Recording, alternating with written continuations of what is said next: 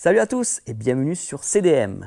Alors on est samedi, alors déjà j'espère que vous passez un bon début de week-end, mais c'est aussi l'heure de mon bilan lecture. De tous mes achats que j'ai effectués mercredi, donc des comics en VO single issue, il y en a 17 cette semaine, j'en ai lu 17 et vous allez voir, il y a du lourd. Vous êtes prêts? Générique pour commencer.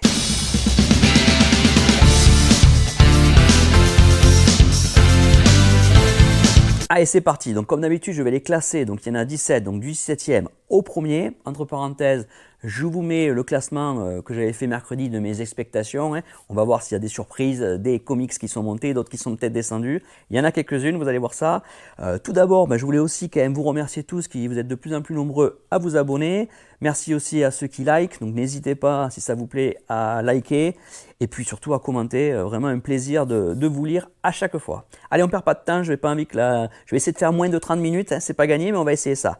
Alors, on part direct sur le 17e. On est chez Marvel. C'est du Red Band. Alors, j'avais extrêmement hésité à l'acheter celui-là et j'aurais pas dû en fait. C'est un numéro 2, c'est Marvel Zombies, donc le numéro 2. Donc le premier déjà m'avait pas super méga plu. C'est pas que l'histoire est pas top, c'est vraiment très sympa. Moi c'est plus le dessin. Et celui-là, c'est la même chose. Alors moi le problème qu'il y a, vous allez voir, donc les dessins, alors là, ça va, hein, c'est correct. Alors c'est qui y a? Donc c'est Parker et Sheridan qui sont dessus. Donc Sheridan au dessin. Mais je trouve que pour ce titre, alors je vais essayer de trouver un truc. Ouais, voilà, c'est pas.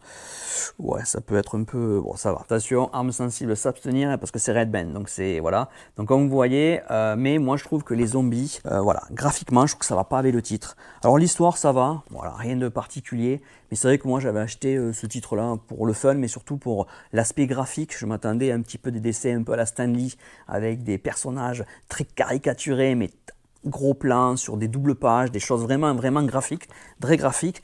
Et c'est pas le cas. Voilà, c'est pas le cas. Alors je vais essayer de vous trouver, si je vous trouve.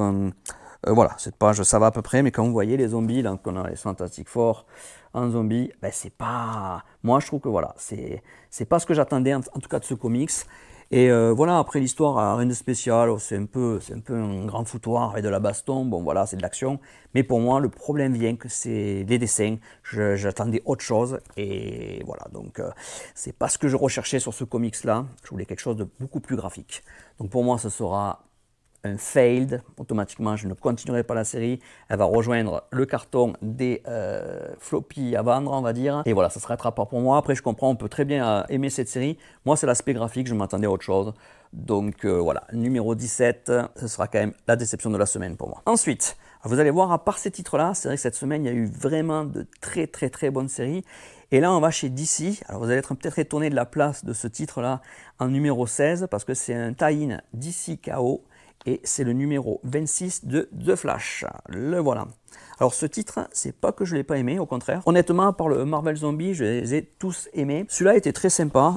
Alors c'est dessiné c'est écrit par Wade et dessiné par Cantwell, Christopher Cantwell. Donc niveau niveau art, c'est très bon. Niveau écriture, c'est aussi très bon. Comme vous pouvez voir, c'est joli, c'est sympa. C'est juste que c'est un tie-in. Alors ceux qui suivent, moi je suis la série The Flash.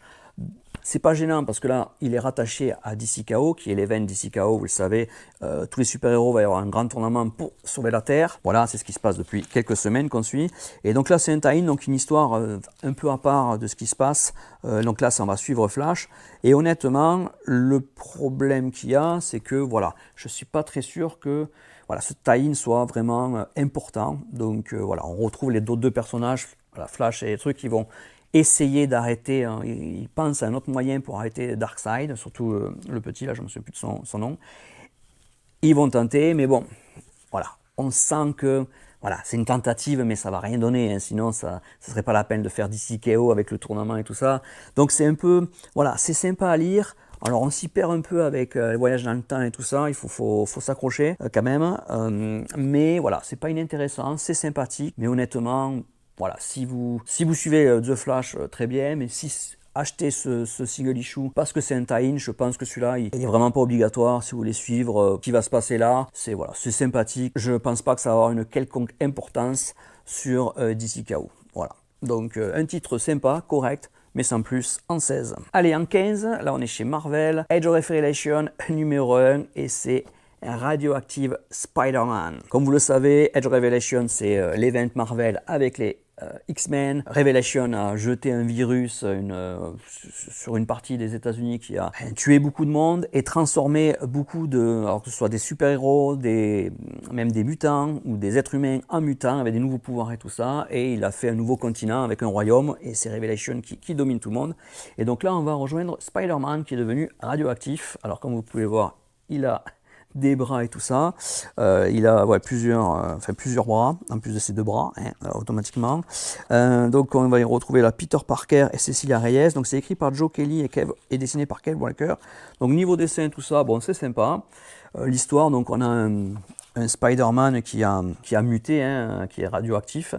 Et voilà, donc il est donc à New York comme d'habitude. Alors comme vous pouvez voir, c'est un peu, il peut balancer des toiles d'araignée je mets le doigt devant. Voilà, de derrière, de devant. Bref, le seul problème, c'est que, voilà, déjà, on se demande à quoi ça va rapporter à Age of Revelation, surtout que ça va être sûrement en 3 numéros. Voilà, on retrouve Peter Parker, donc il est vraiment changé. Voilà, je sais vraiment pas voilà, c'était une lecture sympa, fun. Moi, je la continuerai peut-être parce que bon, je me suis lancé à lire pas mal d'events à côté sur Age of Revelation, mais franchement, voilà, et puis c'est Spider-Man. Mais à part ça, c'était plus par curiosité. Je vais sûrement continuer parce que c'était assez sympathique à lire. Voilà, mais sinon, rien d'extraordinaire.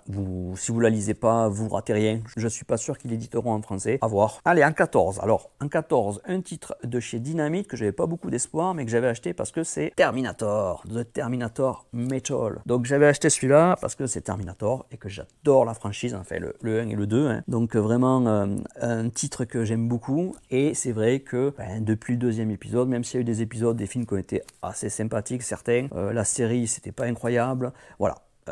Il nous manque dans cet univers quelque chose de sympa et c'est vrai, un comic, je me suis dit tiens, on peut vraiment avoir une histoire peut-être sympa, sans grand espoir, et franchement c'était un excellent titre. Vous pouvez voir graphiquement c'est plutôt sympa, donc vraiment un excellent titre. Donc c'est écrit par Declan Shalvey et Rory McConville et les artistes c'est Lorenzo Ray. Donc vraiment on a quand même des dessins qui tournent très bien, l'histoire est très sympa. Donc on va suivre ce Terminator-là, en fait, qui a été reprogrammé par un informaticien de génie et qui en a fait son Terminator. C'est mon Terminator. Donc, on va suivre ses aventures. Donc, ça se passe dans le futur. Il est rejoint par une équipe, parce qu'ils sont en mission, qui se passe pas très bien d'ailleurs.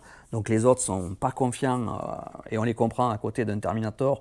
Ils ont peur qu'il se retourne contre lui. Et bien l'histoire est vraiment top. C'était très très sympa à lire. J'ai beaucoup aimé. Voilà, ça se lisait très très bien. Graphiquement, comme vous voyez, c'est plutôt sympa. Ça se suit bien. Donc pour moi, c'est plutôt un très bon comics. Le seul problème, c'est que j'avais espéré, c'est qu'en fait, on suit une nouvelle série avec une histoire en profondeur.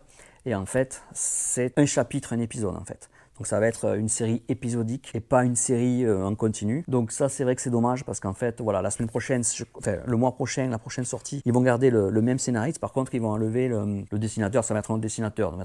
Donc l'équipe va changer et ça va être une autre histoire, autre personnage et autre dans l'univers de Terminator Metal.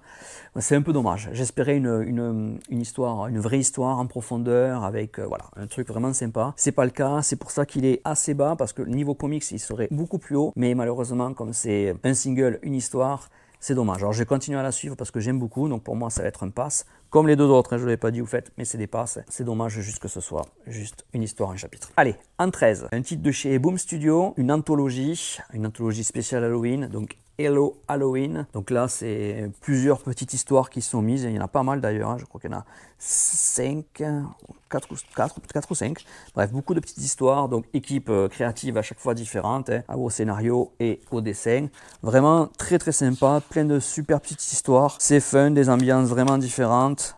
Vraiment, c'est horrifique, bien sûr, c'est spécial Halloween. Voilà, un petit peu, ça met en ambiance. C'était une très très bonne lecture, j'ai beaucoup aimé. Voilà, très très bon titre, rien à dire d'autre. Moi, je vais continuer je lisais pas les Hello Darkness, tout ce type de choses, mais voilà, ça me plaît, c'est clair, et je vais les prendre. À partir de maintenant, je vais suivre ce type de série. Allez, en 12, on revient sur Marvel. Age of Revelation, un autre numéro 1, quelle surprise. On a plein de numéros, je ne sais plus combien, il doit y avoir une vingtaine de séries à la fin. Et je crois que la semaine prochaine, je croyais que ça s'arrêtait, mais la semaine prochaine, on a encore une vague de numéros 1 qui arrive. Il y a encore au moins 4 ou 5 titres, donc ça commence à faire beaucoup. Alors c'est des mini-séries, mais c'est vrai que ça fait beaucoup. Donc bref, en 12, on a The Last Wolverine. Donc voilà, donc toujours attaché à Age of Revelation. Donc dans cet event, Wolverine et pas forcément du bon côté. Donc on va voir un petit peu ce qui se passe. Et en fait, là, on va suivre ce personnage-là qui est devenu en dehors du territoire de Revelation, parce que le territoire de Revelation, c'est qu'une partie des États-Unis, hein, qui vont de l'Atlantique, donc de New York, à peu près au Mississippi. Après ça, c'est le territoire contrôlé par Revelation. Donc il reste pas mal les États-Unis qui ne le sont pas. Donc là, on va retrouver ce personnage, donc Léonard, en Wolverine X-Men, pour protéger la population et aider les gens qui vivent notamment à Vancouver où il est. Et franchement, ça devient un héros qui est très populaire, hein, malgré son physique. Donc c'est un peu le nouveau Wolverine, parce qu'il a été à un moment donné formé par... c'est Wolverine qui l'a aidé à devenir un héros. Et donc voilà, il faut faire le bien. Donc là, on va suivre un petit peu son histoire, qui est très sympa. Voilà, très très sympa, rien d'extraordinaire, mais ça se lit très bien. J'adore les dessins, franchement, c'est bien dessiné. Donc au dessin, c'est Salazar. Comment c'est rattaché à Age of Revelation, notre nouveau Wolverine. Vous avez bien compris, il va vouloir aller voir ce qui se passe avec son ancien mentor, donc le vrai Wolverine, Logan, et voir un petit peu ce qui lui arrive à Age of Revelation. Donc il va décider, voilà, c'est le début là, c'est vraiment introductif, mais on voit qu'il va décider d'aller le sauver. À la fin, il y a un personnage surprise qui apparaît, qui va l'aider dans cette quête pour aller essayer de faire revenir Wolverine vers le bien. C'est une lecture sympathique, rien d'extraordinaire. Encore une fois, je pense, si vous suivez cet event, sûrement un titre qu'on peut se passer. Hein. C'est vraiment pas un titre qui est obligatoire, surtout en 3 issues, à mon avis, c'est assez court. On verra ce qu'il faut, mais à lire comme ça, moi j'ai trouvé ça sympathique. Allez, en 11, là on est chez Dark Horse, c'est une nouveauté de l'univers de Hellboy. Donc ça vous donne peut-être un indice, c'est bien sûr du Mac Mignola au scénario, Bruce Zick à l'écriture, et c'est Captain Henry and the Graveyard of Time. Là, comme vous le voyez, on est dans les atmosphères, hein, de tout ce que fait Mignola, c'est vraiment très très beau. Bruce Zick fait quand même un très très bon travail au dessin. Donc là, c'est pareil, c'est dans les styles très fantastiques, très mystérieux. Légèrement un peu horrifique aussi, quelqu'un qui mord et qui laisse un petit peu son manoir, comme vous pouvez voir, et dedans il y a des objets un petit peu fantastiques, extraordinaires, et là on va suivre l'aventure de plusieurs hommes, notamment de lui qui doit partir faire des essais, voir un petit peu, et qui va se retrouver dans une espèce de monde parallèle un peu mystérieux, et puis il va falloir essayer de comprendre un petit peu tout ce qui se passe. Et donc voilà, donc c'est plutôt très très bien écrit, très sympa. Donc là c'est un début, c'est très introductif on va dire, mais c'était un très très bon démarrage. Honnêtement, si vous aimez ce type d'histoire, ça sortira en France, hein. Je pense que c'est du Mac Mignola. Pour ceux qui aiment en VO, voilà, ce type qui aime bien l'artiste, n'hésitez pas, c'est du classique chez lui, mais c'est très très bon, très mystérieux, et en ce mois d'octobre, près d'Halloween, c'est une lecture, ça se prête bien, donc très très bon. Allez, suivant, en 10. En 10, on revient sur DC KO, un tie-in, donc du DC, Justice League Unlimited. Là, on est vraiment aussi sur un tie-in, donc qui est rattaché à DC KO. Là, on va suivre la Justice League, en fait, une Justice League, parce que la Justice League, vous le savez, elle est prise dans les événements de DC KO, donc elle n'est plus véritablement sur Terre, elle est partie au tournoi, donc, mais il nous faut quand même une Justice League qui soit là, parce qu'il y a d'autres missions à faire, il y a des choses à s'occuper, et là vous allez voir, alors c'est écrit par Wade et dessiné par Mora, donc c'est du lourd comme ça, donc graphiquement, regardez, c'est plutôt très très sympa. Voilà, très très bien. C'est très bien écrit. Le titre est vraiment très très bon, vraiment très très sympa. Alors je ne vais pas mettre de... Alors c'est le début là, il n'y a pas vraiment de spoiler. Donc voilà, Mark Waid et Dan Mora. Donc bon, en général, on est rarement déçu. Mais là, on va introduire des nouveaux héros, si vous préférez, ou pas vraiment nouveaux héros, mais ceux qui vont remplacer la Justice League parce qu'il y a besoin de super-héros. Les Titans sont occupés pour l'évacuation, les héros sont un peu dans tous les sens, il manque de monde avec les meilleurs de tous qui sont partis au tournoi.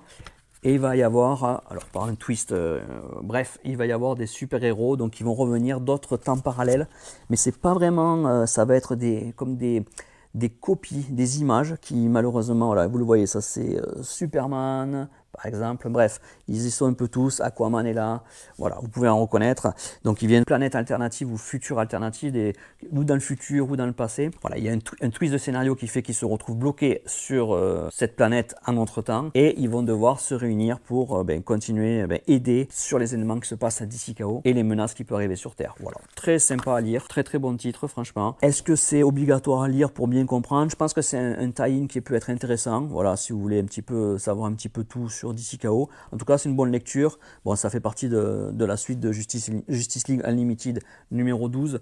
Voilà, ça suit déjà l'histoire, mais franchement, si vous voulez commencer même ce titre grâce au tie-in, c'est un bon moment de rentrer dans la série. Moi, j'ai trouvé ça très très bon. À suivre, c'est un pass, bien sûr. En neuf, alors en neuf, une bonne surprise, très bonne surprise. On revient chez Marvel et donc vous imaginez, c'est bien sûr The Age of Revelation, encore un numéro 1, quelle surprise. Donc c'est X-Men Book of Revelation. Donc là, je pense que celle-là, c'est vraiment une des séries qui a été le plus sympa que j'ai lu pour le moment de cet event. Et c'est vraiment, je pense, une série qui est intéressante à suivre si on veut on veut suivre cet event. Parce que là, on va vraiment se concentrer sur Revelation, que voilà, donc le chef des ennemis. Donc c'est dessiné par écrit par Jet McKay et dessiné par Neto Diaz. Au niveau dessin, c'est très sympa. L'ambiance est très sympa, franchement. Très très bonne lecture. Donc là, on va suivre le côté des vilains, en fait, en gros, pour vous dire ça. Revelation, donc c'est très intéressant. Alors dans l'équipe de Revelation, il va arriver une nouvelle personnage, donc cette jeune fille-là qu'on voit ici. Donc vous le savez, après ce qui s'est passé, donc il y a eu le virus qui a été envoyé, donc il y a eu plein de gens et des mutants qui ont été mutés. Donc certains sont devenus sont morts, d'autres sont des êtres humains qui sont devenus des mutants, et certains mutants ont pris encore plus de pouvoir. Et les tout meilleurs vont servir de lieutenant, on va dire, à Revelation, et vont être voilà, dans sa garde, on peut dire, personnelle, et qui vont avoir les missions les plus importantes à faire pour lui. Et cette jeune fille là, va rentrer dans l'équipe en fait, et va devenir une des lieutenants de Revelation. Le problème, c'est que dans l'équipe, il y a des jalousies, il y a de la compétition, tout le monde veut se faire remarquer par le grand boss, et ça se passe pas forcément très très bien pour elle. Donc voilà, c'était une histoire très intéressante. Donc on suit un petit peu ce qui se passe à l'intérieur de l'équipe à Revelation, qu'est-ce qui se passe un petit peu chez eux. Et puis voilà, le personnage, la jeune fille est assez intéressante, il se passe des choses vraiment bien, ça bouge bien, il y a de l'action. Voilà, très très bon titre, j'étais étonné, pour moi c'est sûrement un des meilleurs de cet event. C'est donc un pass, aucun problème. Allez, en 8, on y va, là on change complètement d'ambiance, on part chez Ignition Press, c'est un numéro 2. C'est une petite maison d'édition qui commence à faire pas mal de titres et faire parler d'eux. C'est Murder Podcast. Donc le numéro 2. Donc là, vous pouvez le voir de suite, c'est extrêmement gore et violent. Donc là, on n'est pas chez... Voilà, c'est pas pour tout le monde. Donc écrit par Jérémy On, illustré par Mike Tisserand. Donc là, on a vraiment très sympa. Franchement, un niveau dessin, c'est très très bien. Donc l'histoire, c'est assez simple. Il y a des émissions en podcast qui passent, et à un moment donné, on ne sait pas pourquoi pour le moment, il y a un message qui arrive, notamment sur des célèbres séries de podcasts. Des messages qui sont assez courts, et toutes les personnes qui entendent ce message deviennent à moitié folles et deviennent des tueurs avides, inarrêtables, et qui font à faire les pires atrocités. Donc voilà, il y a un gros côté de mystère un petit peu, aussi enquête, ils essaient de savoir ce qui se passe. Donc voilà, je ne vais pas vous passer les images les plus graphiques.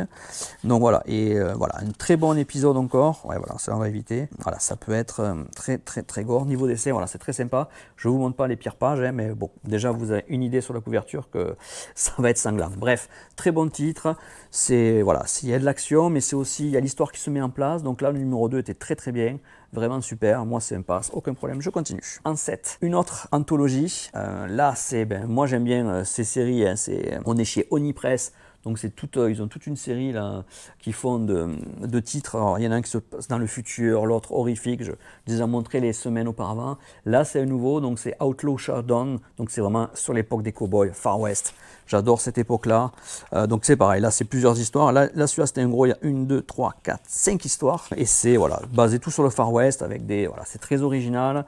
C'est souvent pas forcément horrifique, mais voilà, c'est des petites histoires avec des twists tout le temps. C'est super sympa. Là c'est la deuxième histoire. Vous voyez, graphiquement c'est aussi très très sympa. Honnêtement, moi toutes les histoires m'ont vraiment plu. C'était vraiment top. Un super titre. Moi j'adore ces anthologies, alors c'est pas pour tout le monde, mais si vous voulez des bonnes anthologies qui se passent dans le Far West, il n'y en a pas beaucoup, franchement c'est très bien. Allez, au suivant, numéro 6. Alors on va chez Image cette fois-ci, donc on est chez les indépendants. C'est un numéro 3, c'est écrit par James Tynion IV et dessiné par Danny Brand Simpson. The Invisible Man, donc l'homme invisible. Franchement, ce titre est très très bon. Alors là, c'est la couverture alternative. J'ai pas pris la principale, parce que je préférais celle-là, même si la principale c'est celle-là, elle est très très bien aussi. Donc là, c'est l'histoire de l'homme invisible, hein. Donc c'est un scientifique qui, un savant un peu fou, qui a essayé de faire un truc extraordinaire et qui travaille sur essayer de rendre les hommes invisibles, et notamment lui. Et c'est une personne qui est très, un petit peu nocive, perverse, très perverse déjà, même avant d'être invisible. Donc là, on voit vraiment la construction du personnage. Vous voyez, c'est un peu à l'ancienne les dessins. Ça se prête super bien au titre, je trouve. C'est vraiment une réussite. J'aime beaucoup, très très bien écrit, c'est assez lent, ça se met en place là parce que pour le moment il est toujours en train d'essayer, on voit qu'il avance, donc il n'a pas encore atteint l'invisibilité pour les bon, là c'est un petit peu, est-ce qu'il y a un truc un petit peu, voilà, donc ça avance lentement mais c'est très bien écrit, c'est super intéressant, ça se lit très vite.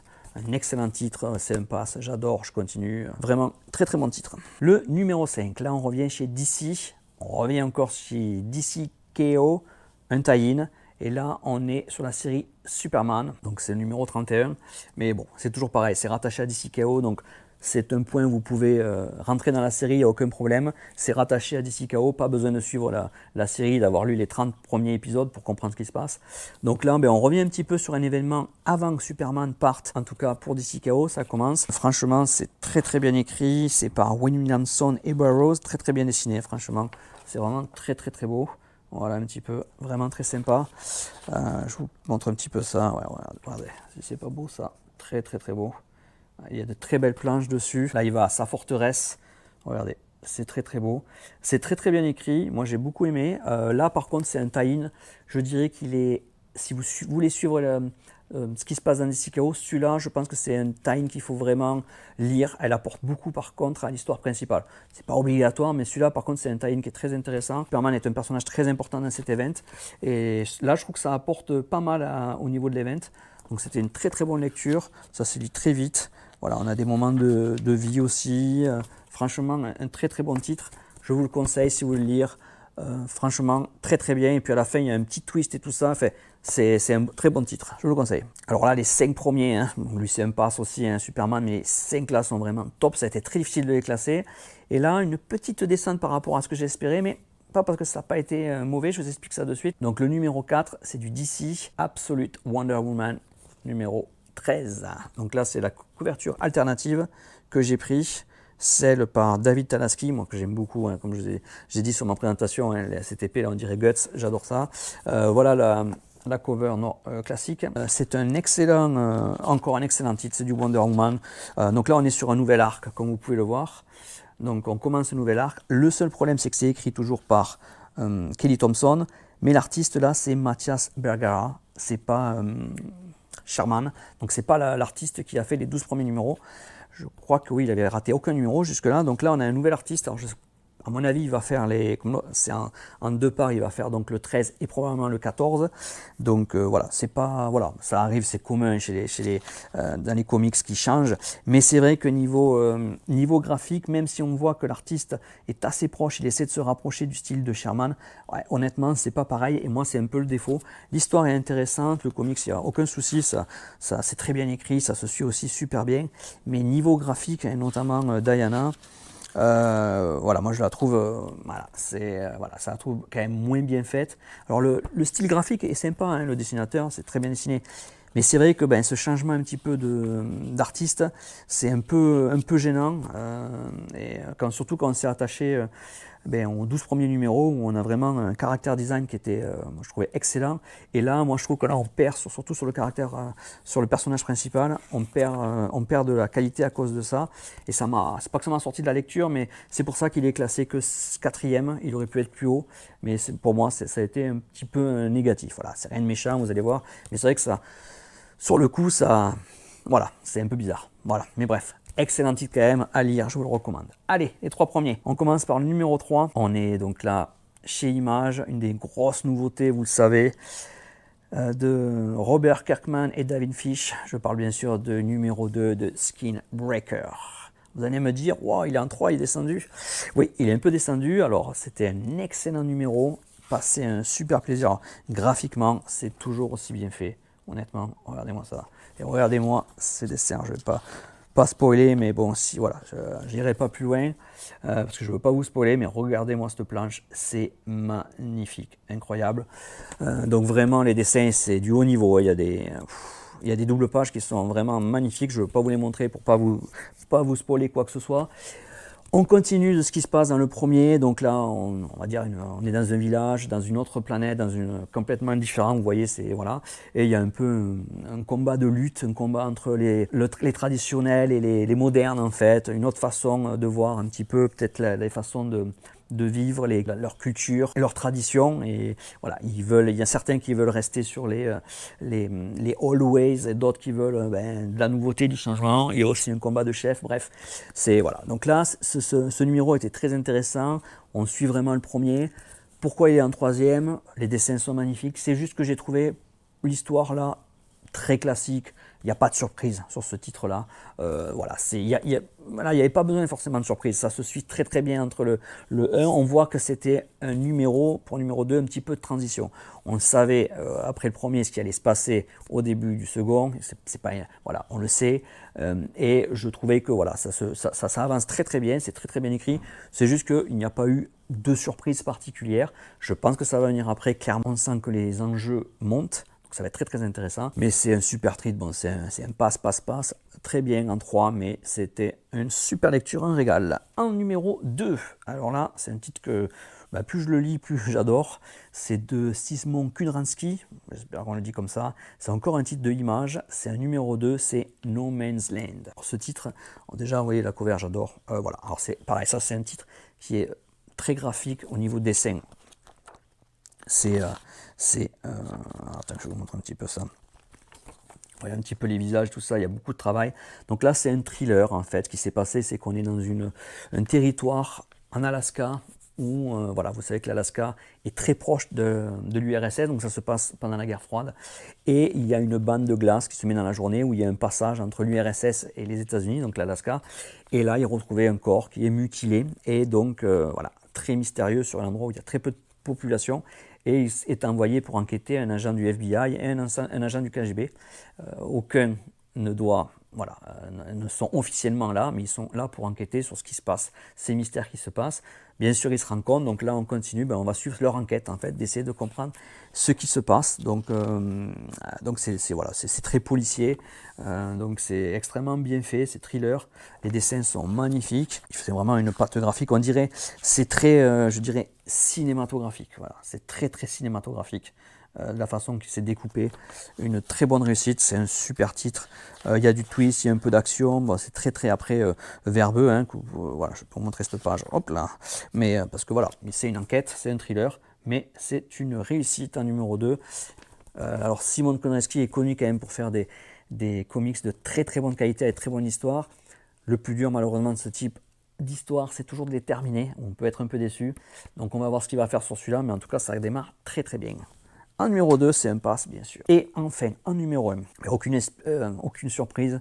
Je l'avais déjà mis en numéro 1 quand je l'ai acheté. Je pensais que c'était celui-là qui allait me plaire le plus. C'est pas une surprise. C'est mon comics du moment. Hein, je dirais un de mes comics du moment. Il y en a d'autres, hein, comme celui-là, comme Skinbreaker, voilà, il y en a plein d'autres. Mais celui-là, franchement, j'adore. C'est de Rick Remender et Daniel Acuna. Donc, c'est édité par Image et c'est Escape numéro 3. Donc, voilà, numéro 3. Donc là, on va suivre. On est en Seconde Guerre mondiale, même si ça a été remplacé par des animaux, et même si les territoires ont changé, tout ça, bref, on reconnaît lui du camp américain et les autres sont du camp des nazis, clairement, hein. C'est difficile à pas reconnaître. Et donc lui a été envoyé en mission avec ses potes pour aller bombarder, voilà, il était pilote de bombarder les villes ennemies, hein. Et en fait, ils ont été abattus après avoir, voilà, je ne vais pas vous spoiler, mais il est tombé en plein dans les lignes ennemies, et là il essaye d'escape, hein, donc il essaie de s'en sortir, c'est compliqué, il est tout seul, en tout cas pour le moment, et il est poursuivi de partout, hein. C'est terrible, c'est la guerre, c'est très bien écrit, c'est pas que de l'action, il y a aussi beaucoup de réflexion de la part du personnage. Voilà, celui-là on est un peu plus dans l'escape. C'est très très bien fait, très très bien dessiné, très très bien découpé. En fait, dès qu'on commence à le lire, on n'arrive pas à arrêter de tourner les pages. C'est super bien fait. Je vais vous mettre une dernière image, mais voilà, c'est une super lecture. Pour moi, c'est un numéro 1, c'est une énorme réussite. J'espère que ça va continuer comme ça. Il me tarde de l'avoir la suite. J'adore. Très très bon titre. Numéro 1 et il passe sans aucun problème. Voilà, c'était déjà pas mal. Grosse semaine de lecture. Ça a été vraiment une super semaine. Il y avait très très bonne lecture à part Marvel Zombie. Mais que je vous le dis, je suis sûr qu'il plaira. Hein. Moi, c'est juste le dessin qui m'a bloqué dessus. Bon, c'est comme ça. Mais sinon, j'ai absolument pas regretté mes achats. De très très bonnes lectures. J'espère que les vôtres seront aussi bonnes. Dites-moi si vous avez lu en VO vous aussi certains des titres que j'ai pris. Dites-moi ce que vous en avez pensé. Dites-moi aussi si vous avez pris d'autres titres, lesquels vous avez pris et ce que vous en avez pensé. Donc si vous avez des conseils de lecture à me donner, n'hésitez pas. Dites-moi aussi si c'est en VF, vous avez pris des titres. N'hésitez pas. Dites-moi lesquels vous aimeriez peut-être voir arriver aussi en VF. Bref, commentez, dites-moi ce que vous en avez pensé. Dites-moi ce que vous lisez. Ça m'intéresse. Je vous retrouve en commentaire. En attendant, je vous souhaite une bonne fin de week-end et on se retrouve bientôt. Ciao!